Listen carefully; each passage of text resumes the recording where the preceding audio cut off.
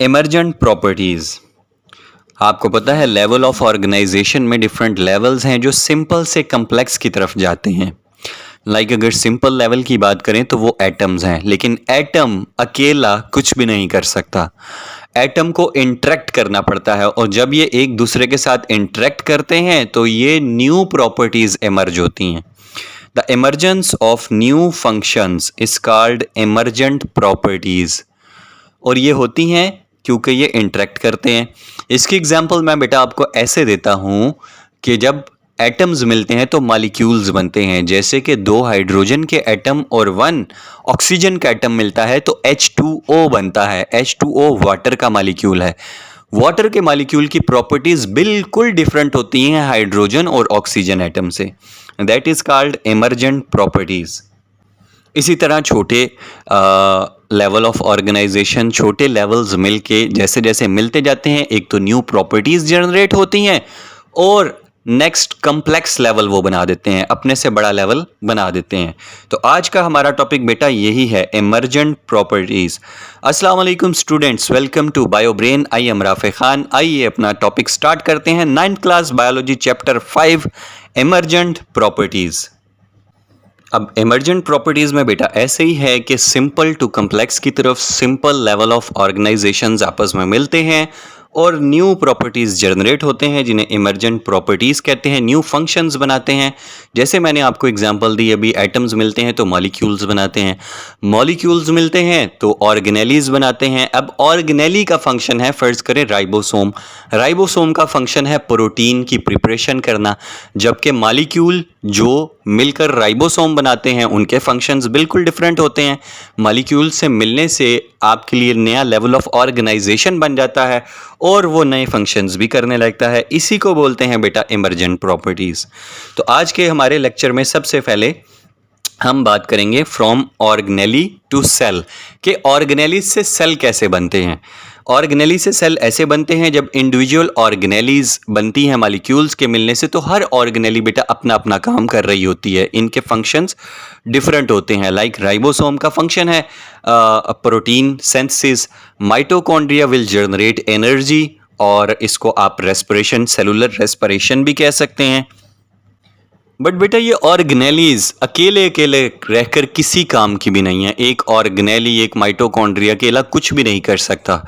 तो इन ऑर्गेनेलीज को इंटरेक्ट करना पड़ता है। They should interact with each other. अब ribosome, mitochondria, Golgi apparatus, lysosomes जब मिल के एक काम करते हैं तो वो क्रिएट करते हैं अपने से नेक्स्ट लेवल, यानी कि सेलुलर लेवल, सेल्स।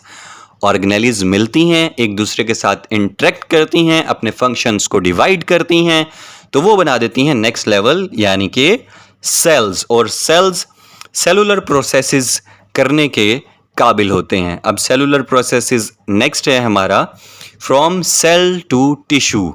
अब सेल जो है, individual cell do not have properties that are present in tissues.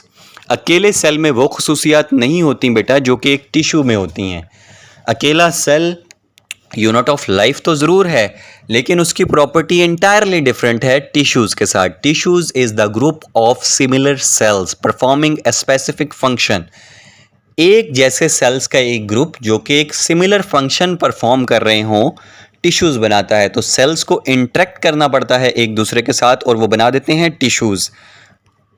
इसकी एग्जांपल मैं आपको ऐसे देता हूँ कि muscle cells combine to form muscle tissue. अब मसल सेल अकेला कुछ भी नहीं कर सकता, लेकिन जब वो कंबाइन करता है, इंटरेक्ट करता है एक दूसरे के साथ, तो मसल टिश्यूज बन जाते हैं। और muscle tissue has ability of contraction and relaxation.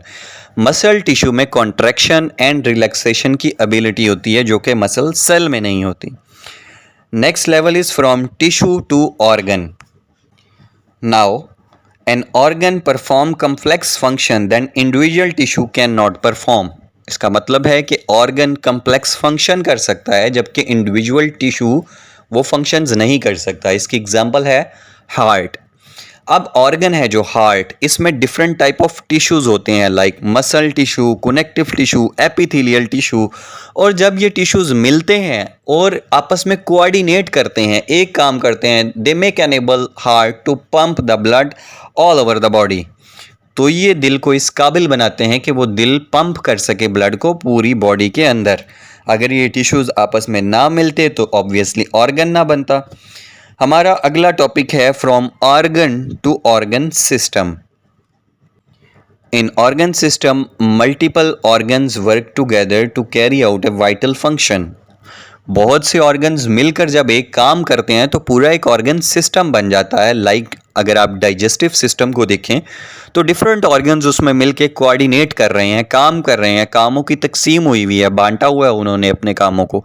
Like हमारा माउथ एक ऑर्गन है, खुराक की नाली एलिमेंट्री कैनाल एक ऑर्गन है, हमारा जो है स्टमक एक ऑर्गन है, स्मॉल इंटेस्टाइन, लार्ज इंटेस्टाइन, ये सब अलग अलग ऑर्गन्स हैं जो आपस में कंट्रीब्यूट करके पूरा एक डाइजेस्टिव सिस्टम बनाते हैं। Now next is from organ system to organism.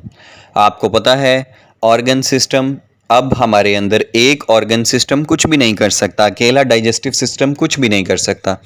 अब डिफरेंट ऑर्गन सिस्टम्स को कंट्रीब्यूट करना पड़ता है, कोऑर्डिनेट करना पड़ता है एक दूसरे के साथ। लाइक हमारी बॉडी के अंदर बेटा बहुत से सिस्टम्स पाए जाते हैं, डाइजेस्टिव सिस्टम, रेस्पिरेटरी सिस्टम जो सांस लेने वाला सिस्टम है, सर्कुलेटरी सिस्टम हार्ट और ब्लड का सिस्टम, नर्वस सिस्टम दिमाग और स्पाइनल कॉर्ड वाला सिस्टम बेटा, they interact with each other, they coordinate with each other, और पूरा का पूरा एक इंडिविजुअल जिसको बोलते हैं ऑर्गेनिज्म बन जाता है। अब ऑर्गेनिज्म में बहुत बहुत कम्प्लेक्स बिहेवियर होते हैं। लाइक ये थिंकिंग कर सकता है, ability to adopt environmental changes, environments को अडॉप्ट कर सकता है, माहौल में जैसे जैसे चेंजेस आ रही हैं पूरा ऑर्गेनिज्म अडॉप्ट कर सकता है, सोच सकता है, अकल रखता है, शऊर रखता है, चल सकता है, हजम कर सकता है। तो ये सब तभी होता है जब डिफरेंट लेवल ऑफ ऑर्गेनाइजेशन जब एक दूसरे के साथ इंटरेक्ट करते हैं और नई से नई प्रॉपर्टीज़ बनाते हैं। तो आज का हमारा टॉपिक बेटा यहीं तक था, बहुत इंटरेस्टिंग टॉपिक था, उम्मीद है आपको समझ आया होगा। आप मेरी वीडियो को लाइक एंड शेयर ज़रूर किया कीजिए अपने फ्रेंड्स के साथ, और बहुत जल्द हम मैट्रिक के सप्लीमेंट्री एग्ज़ाम की तैयारी भी स्टार्ट करवाने लगे हैं। कुछ बच्चों की सप्लीमेंट्री में तैयारी बहुत ज़रूरी है, उनकी सप्ली आ गई है, तो इसलिए आप मेरा चैनल को रिकमेंड करें उन बच्चों को ताकि सबका फ़ायदा हो।